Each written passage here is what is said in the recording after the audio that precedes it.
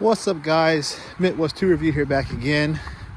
This is gonna be I'm gonna do some work on my 58 today. My back is feeling better. I've already kind of started. I was talking to my buddy Herb over at Amateur Hour Restorations. If you guys are not following Amateur Hour Restorations, please do so. Those are a great group of guys. You got Herb, you've got Dave, and you got Ed. I guess I could be like the fourth stooge. But those guys over there, man, they're doing some cool stuff. And I'm glad to have some friends that, oh, Jesus, almost slipped and fell. They know how to do some of the stuff that I don't know how to do, that are willing to teach me, show me how to do it right. As far as building my trucks, I should say, learning the process of putting an LS engine into an old car or truck. I'm learning a lot. So that leads me into today's video. I'll explain why I'm walking down the road here, or my driveway. I'm working on my own engine, which is a 4.3 liter V8. Basically a LT1 or baby LT1. We're putting in our 58 GMC. Now, talking with Herb, he was like, hey man, you may, because you're going from a 6-cylinder that was on that chassis, that S10 chassis, to an 8-cylinder. Obviously the block and everything's gonna be longer, so you're probably gonna have to adjust your transmission mount. And sure enough, that is the case. I got the engine precariously set into the chassis of the S10, and sure as shit, she's about 4 1/4 or 4 3/4 off the mark. So I'm going to pull the transmission cross member today. Trying to check my mail. That's why I'm walking. I'm supposed to get packages delivered today, and I don't know if the weather delayed the delivery or what, but I've got stuff coming. All kinds of stuff, a bunch of tools and stuff I want to announce on the channel. But anyway, yeah, so I got to pull a transmission cross member so I can get that engine seated properly into the chassis. So that's what I'm going to work on tonight. Now, I'm walking down my driveway. You can see my house is my shop's all the way down there where you see the bright light at. My driveway is like over 1,000 feet long, and I decided to walk it because it is currently raining here in Indiana, and it's cold. And so you get rain and cold temperatures, what do you get? You get ice. And I'm not so sure, even though I have a 4-wheel drive pickup, I'm not so sure that I'll be able to get up and down my driveway, because it is of an incline as you go down further. And I don't want to fall off in my little pond over here either, because that'll be the end of Midwest 2 review. So yes, I can't swim. No, I hate the cold. Or yes, I hate the cold.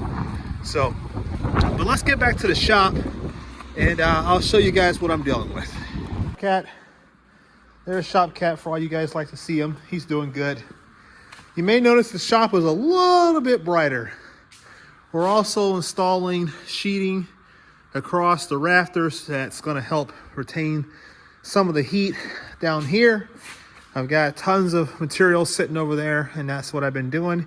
Even with the bad back, you can't keep me down. So, but anyway, here's the 4.3. You see it, it's hanging there, like I said, precariously. And that cross member down there is she's in the way. So we're going to have to loosen up those lines and fuel lines, I assume they are, and get that cross member taken off. And then we'll just set it down for now. My buddy suggested using a piece of wood to kind of get it positioned, and then we can mark it for where we want to be. And as I was saying earlier, that I measured, we were 4 3/4 off.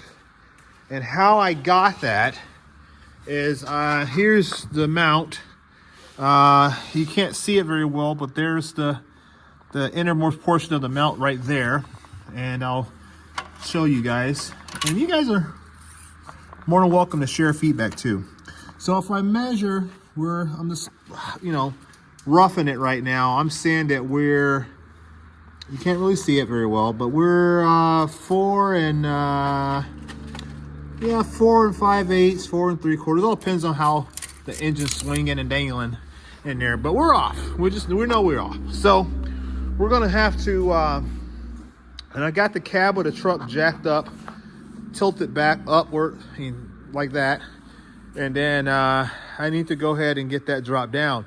I don't know how much modification is going to be required for the tunnel. We may have to do that as well. We kind of knew that going into it, and that is what it is. So I haven't been out in the shop for a while. You guys knew I told you I hurt my back, and I've been trying to get healed up. But the problem is that I can't sit still. Just not a lazy person, so I just got to keep moving. All right, so I don't know what kind of angle I'm going to pick. First of all, let me get you guys somewhat situated, and I'll put you like right here maybe. And I'm going to not try to put the camera down there, but I'm going to get these bolts taken off and get this crossmember dropped down. Go from there. All right, my shop has been so cold here lately that everything has seemed to freeze up on me. So I went to use my saw the other day, and that damn thing is frozen up. It's always a socket you don't have in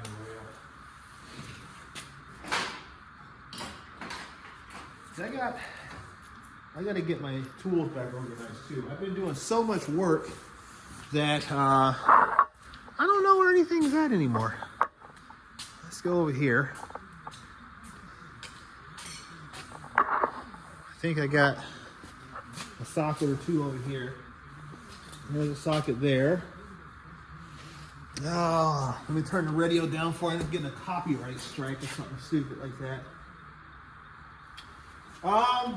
Once again, shout out to everybody who purchased ratchets this last go around. I think we've sold everything that I intended to sell and some more. I had no real issues with shipping. I had one where I put the person's name on there, and the mail carrier didn't recognize the name, and then he sent it back, so I got to resend that out. Then the only other problem I had is I shipped one to Larry Borgstrom, and they freaking stole the ratchet out of the packaging. Man, that was my fault, because I have to remember that I have to ship stuff in a hard box. I can't ship it in like an envelope type, like the bubble envelope. The people be thieving, man, and it's like, it's $100-some-odd ratchet. I filed a claim on it. But it's Larry Borgstrom, dude. He's like a Midwest 2 Review original. So, I'm gonna take care of him regardless. It didn't really matter, what the situation was. He's getting taken care of. Even I have to buy him a ratchet, I would have. Doesn't matter. He's a really good friend. So, but just remember, if you guys are shipping anything, golly, make sure that you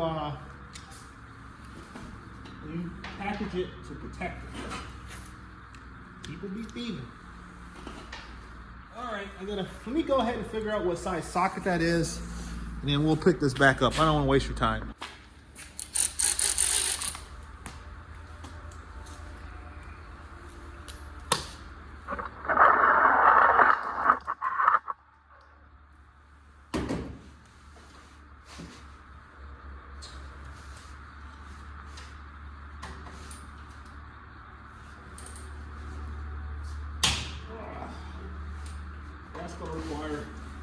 That's gonna require an actual ratchet. That sucker's on there.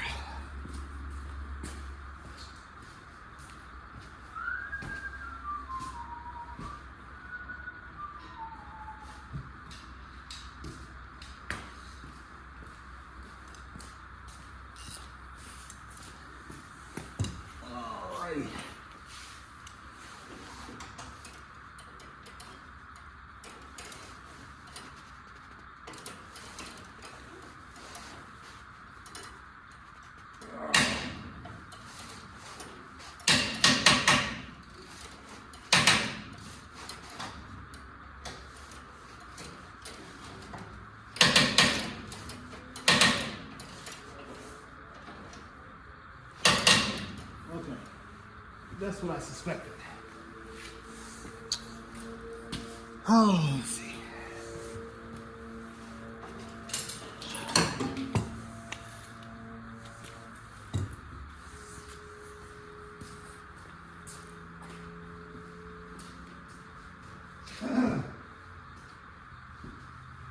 Gotta get a wrench. Gotta get a wrench. And I'm probably gonna grab something more powerful than what I got there.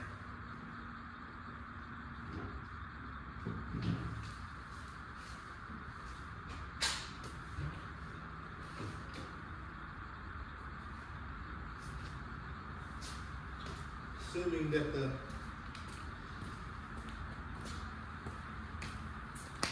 bottom bolts are the same. Let's see here.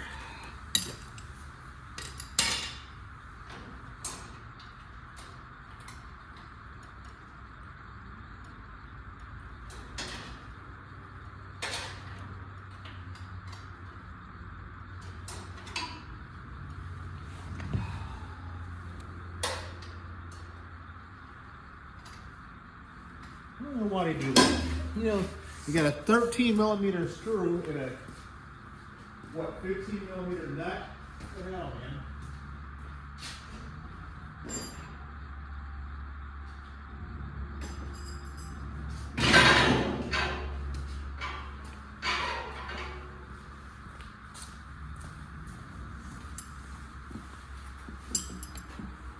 Somebody's here.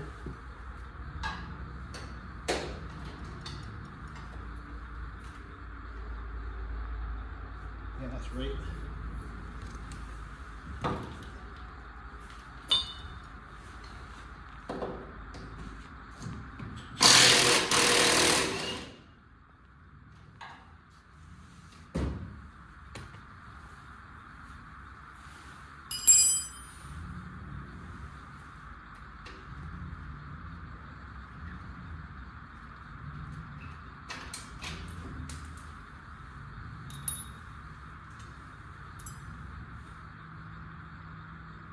I hear somebody outside the shop.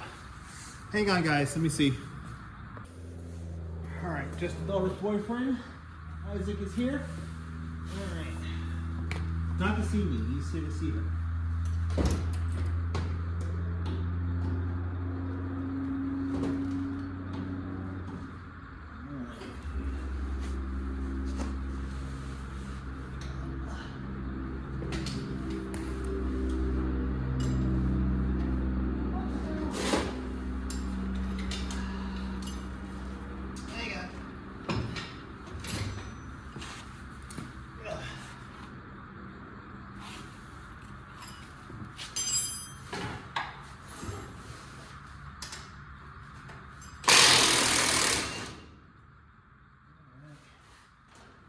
That one.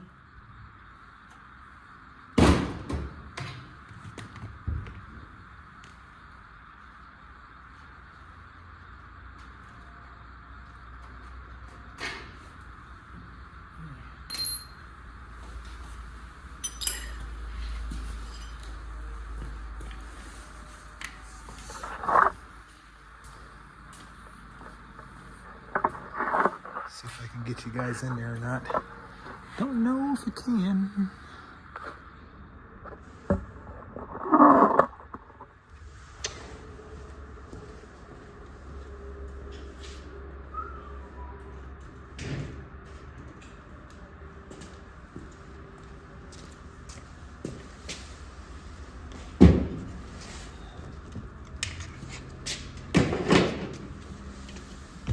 All right. Let's see. Oh, that's weird. That's different. Okay.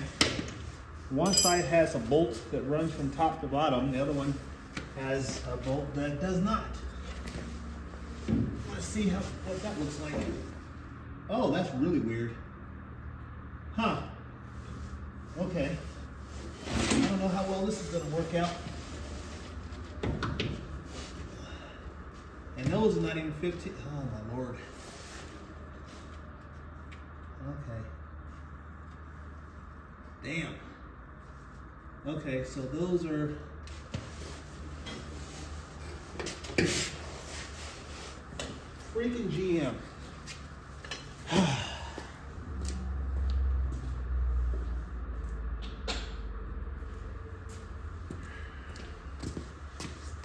Okay.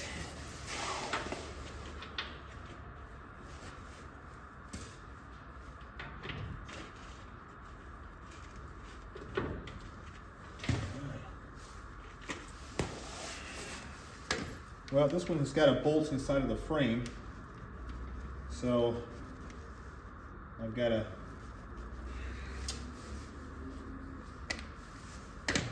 okay, I got to figure that out. Let me go ahead.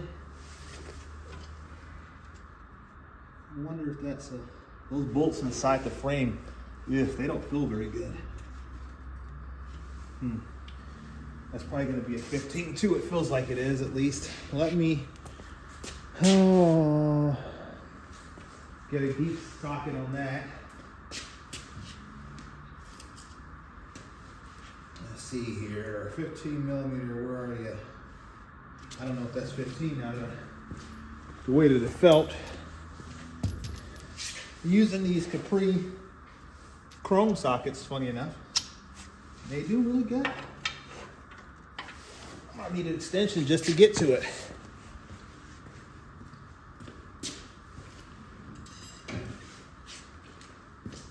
Somebody asked me one time, do I put my tools away every time I work on them? No. I used to.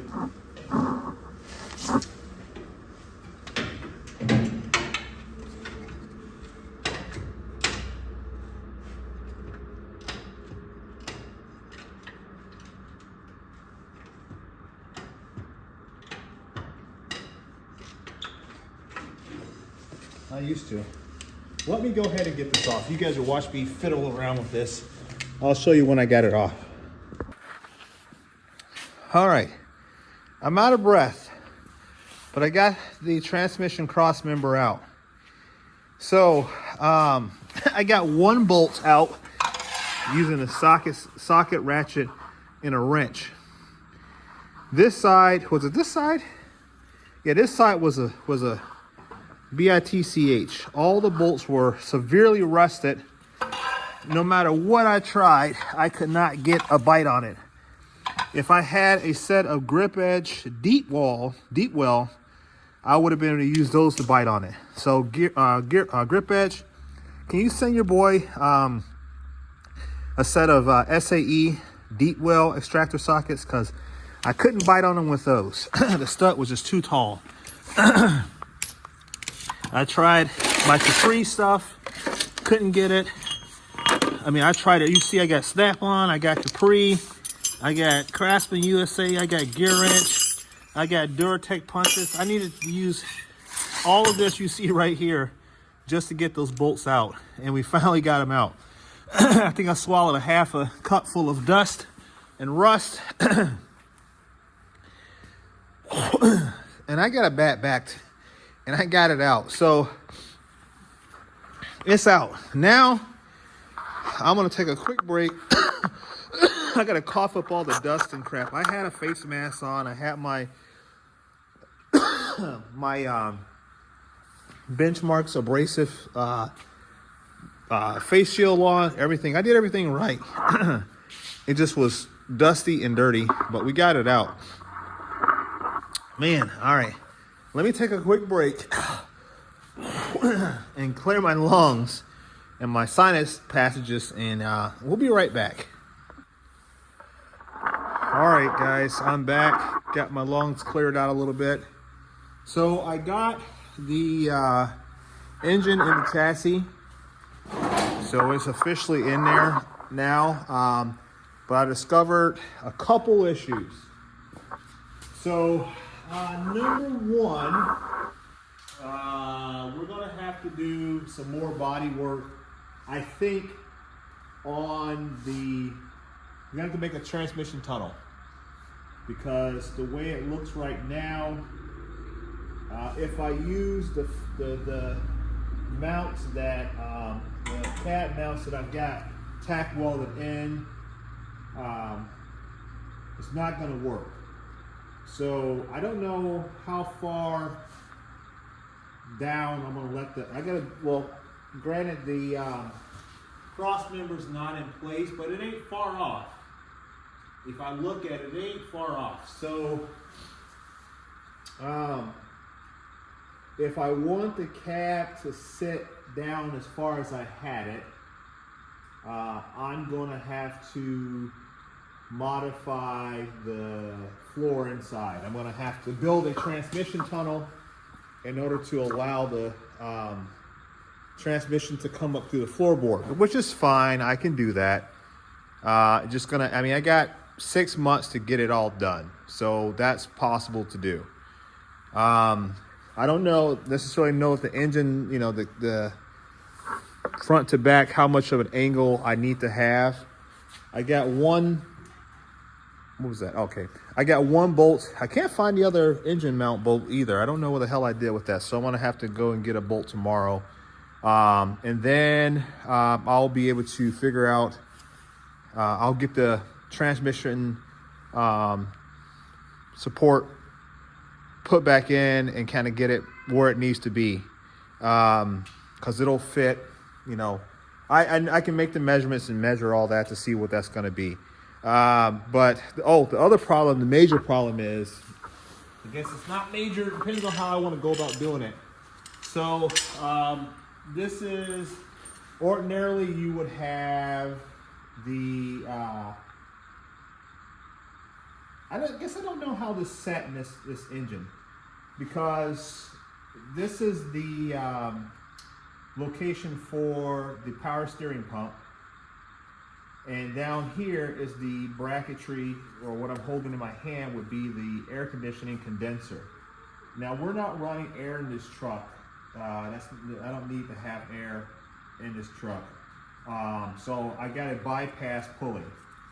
So when I put the bypass pulley in the position where it needs to go, as you can see, it contacts the frame. So the only way to get around that, well, you guys can leave in the comment section what you think I should do, but I need to notch out the frame to accommodate the pulley.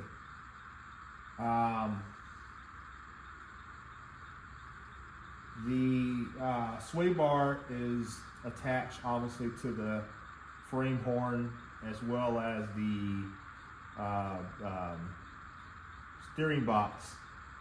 So if I notch out the frame, let's say like right here, I'm going to have to put some support back in there in order to not lose the strength in this section here.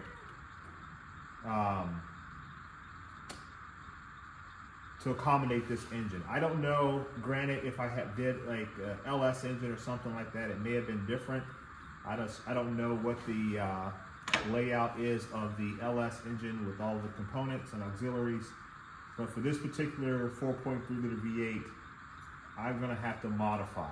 I got clearance between the lower portion here of the auxiliary bracket. Calm down, Shop Cat. He's hungry, I gotta feed him. So I got clearance there, so I'm not gonna rub up against the frame. I just don't have enough area to accommodate this 5 or 6 inch diameter pulley.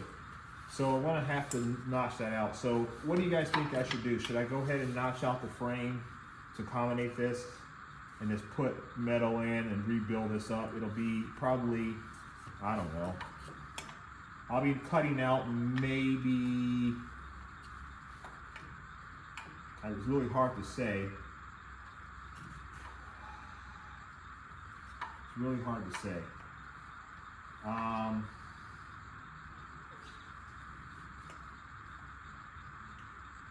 probably be cutting out like a section that looks, let me mark it up. Let me show you what I'm thinking.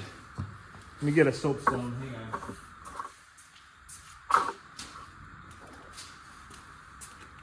I think if I have to notch it out, let me not walk in front of the camera here. Make sure you guys can see that. So if I had to notch it out, I think I would have to do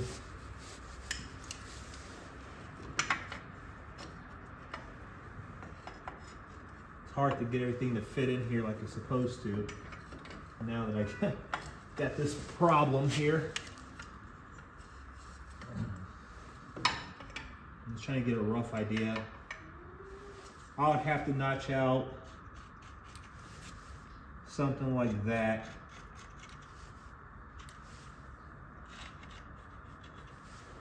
And that probably would go, I don't know how far down I'd have to go. So something like that. So all of that would have to come out. And maybe I'll have to go a little bit wider.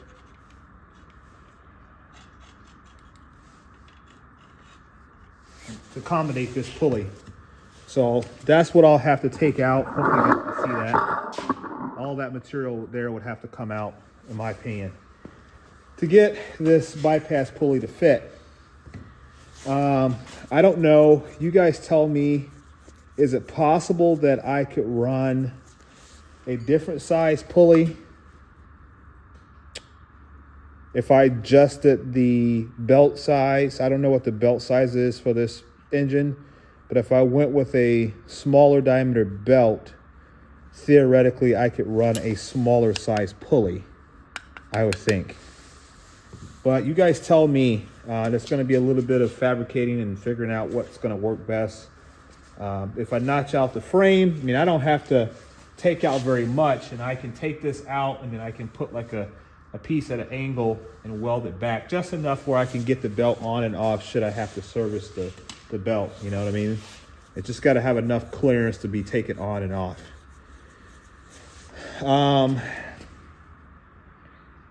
So that's what I'm faced with right now. And like I said, I got to do the transmission tunnel. I need to pull, there's a plate inside of the truck. I need to pull that plate out. I'm not going to do that tonight. I'm actually pretty tired. My back's holding up pretty good, but I'm tired overall. So I'll probably end up taking the, I'm not going to probably, I will take the plate out tomorrow. And that'll also let me see how much, because there's a false floor in this truck here. See if I can show you guys real quick, in case you're not familiar with the Apaches and the GMC 100s. Let me get a light. And I'll show you guys what I'm referring to.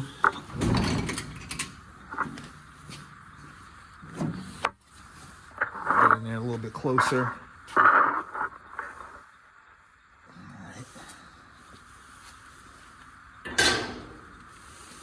So in here, hopefully I'm not in the way. You guys see that? Yeah. So in here, there is a false floor here. I don't know, I don't have a, maybe I did. Let's see if I can get it out. I'm going to strip those screws. One up here.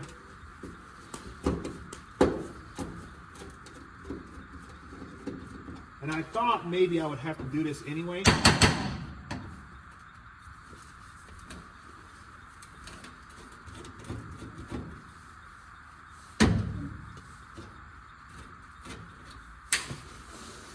Climb up in the cap here. Hang on a second, guys.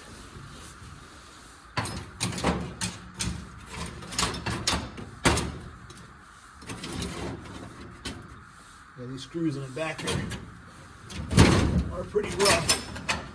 I don't know what that is there. Probably time to go ahead and get this floor wiped out too.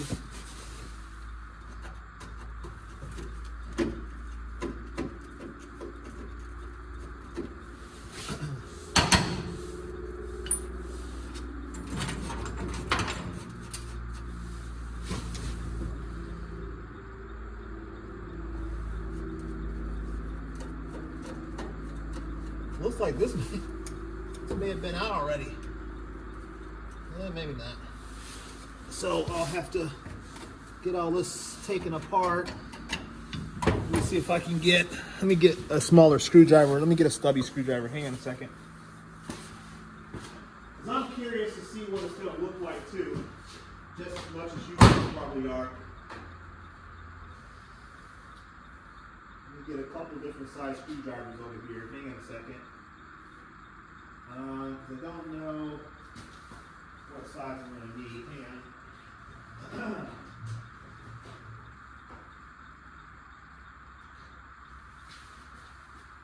All right, let's see.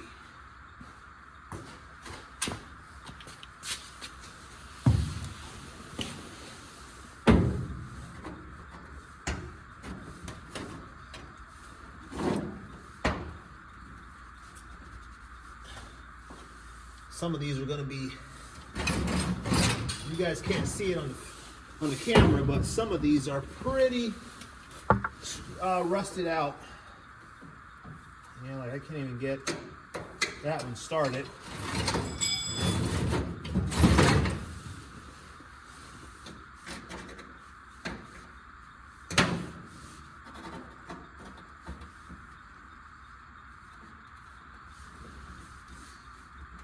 Yep, can't get these back ones started.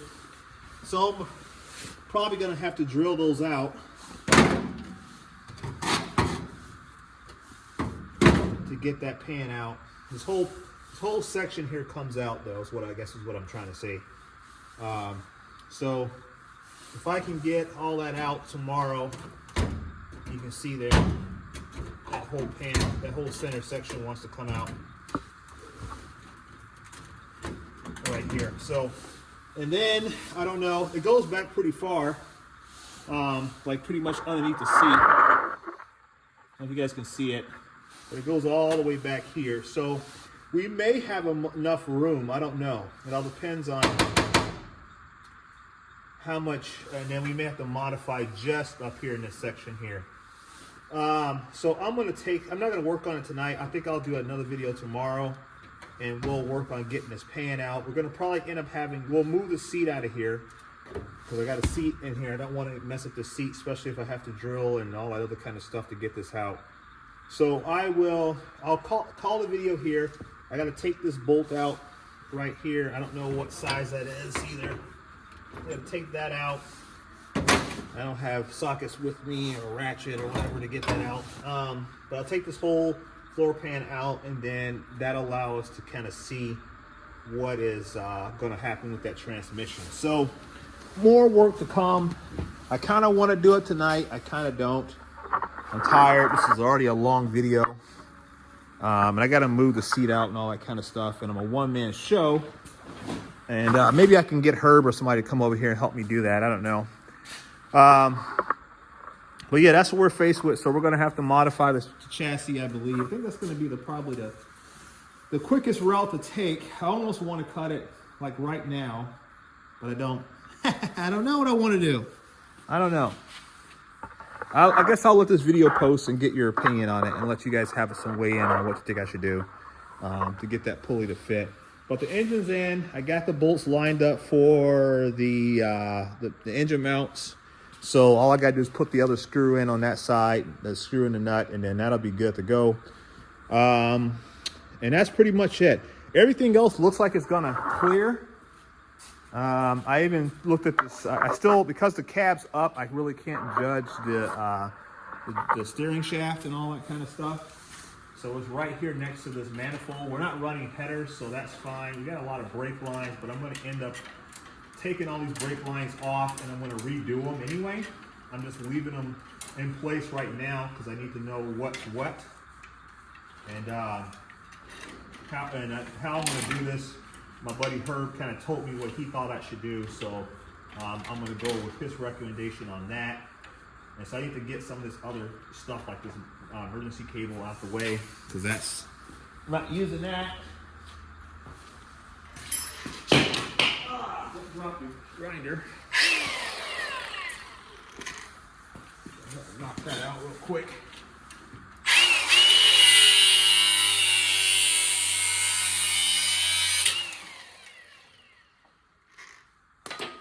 All right, so that's out the way so I don't get confused as to what I'm looking at. That's to the passenger side brake line, and they got the right and the rear. So everything else over here pretty much clears. So here's the steering shaft, obviously, and then we'll be able to come up with the linkage to get that all said and done. I think, just kind of looking at it, I don't think we're going to have to do much modification, maybe a little. I don't know. We may end up going all the way up into here. I don't know. It'll be interesting to see. We got to clear that bell housing. So bell housing has to clear. When the cab comes down, we got to make sure we're not rubbing on the back and all that kind of stuff. We got to have room for the transmission dipstick, which is kind of concerning at the moment.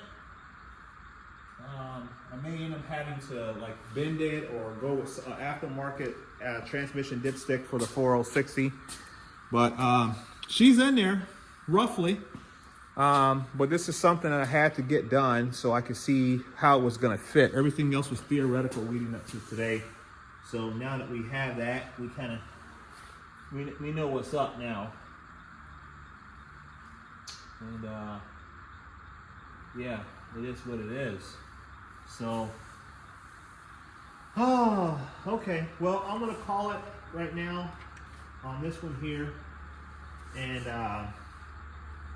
let me know what you guys think about modifying the chassis to accommodate the pulley. Looks like the exhaust may be in the way. I don't know. That may be a problem there too. I don't know. It all depends. That may be close. That may be close. You may have to cut that bolt down back there a little bit too to get it to fit. So, all right, guys, that's it for tonight. I got it in. So, like I said, all I gotta do is put another bolt in the front, and then she's in there. And then, you can see kind of, you see what I'm talking about as far as modifying the chassis there. All that area that's marked right there needs to come out theoretically. So, all right, guys, that's going to do it for tonight. Hope you liked the video. I think I'm going to post this on both channels because I'm still struggling to get everybody over to the new channel. If you make sure that you guys are subscribed, because we need the content. We need the subscribers in order to be able to do more stuff for the channel. So, and I think it's a pretty cool build. This is the very first time that there's no other GMC or Apache on YouTube that is putting a 4.3 liter V8 in. So this is truly one of a kind in terms of originality. There's no other that I know of, correct me if I'm wrong, but there's no other content creator who is putting a 4.3 liter V8 LT1, baby LT1 engine inside of a S10 chassis on with a Apache or GMC body. So let me know what you guys think, and I'll catch you on the next one. Peace.